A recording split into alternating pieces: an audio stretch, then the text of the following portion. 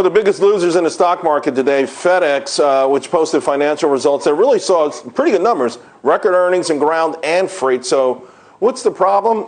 Well, people, or should I say a lack of people who want to work there. Now, keep in mind, the company has 570,000 employees around the world, but still not enough are answering the call to keep up with all the business demand.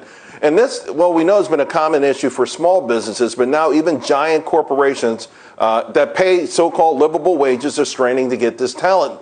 A few weeks ago, I said America had entered a workers' paradise, but it's been greeted with a workers' strike, and something has to give. Joining me now, Bianco Research President Jim Bianco. And Jim, you know, we expect people to go back to work in these states that have ended unemployment benefits, those federal unemployment benefits, and yet there are signs that maybe after a day or two of looking for a job, that drops off tremendously, according to Indeed's research. So what's going on here?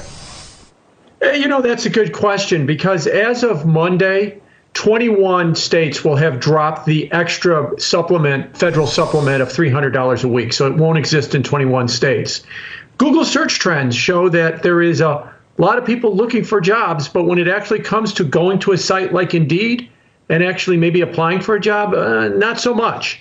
Now, it might be early days, and we might find in another couple of weeks or a month or so that people are starting to go back to work.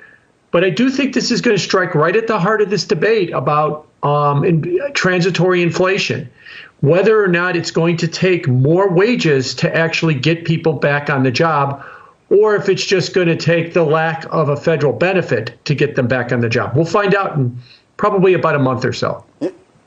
Yeah, no doubt about that. Do you think it was a lot of this was the lockdown and the staying at home? You know, when I hear, for instance, that the women want to stay, they need child care, they want to stay home with their children, and a lot of these states that have been open or schools have gone back, you still hear that.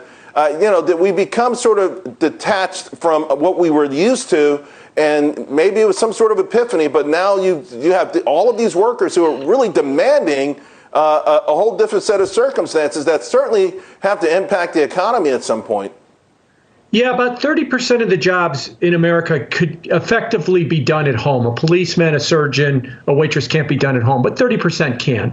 And those people are finding that they're more productive and they would prefer to stay at home. Now, most of their managers want them back in the office.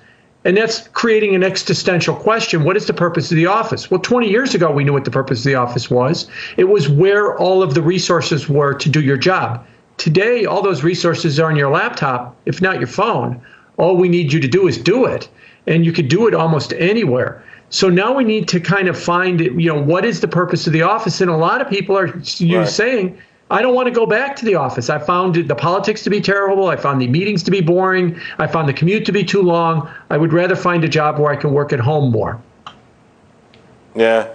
Also, the traffic, the parking, paying for food. It's like, I can be honest with you. I did not look forward to New York City traffic, although, Jim, I'm not sure it will ever be as bad as it once was. We got to leave it there. I love picking your brain on all these topics. Thanks so much.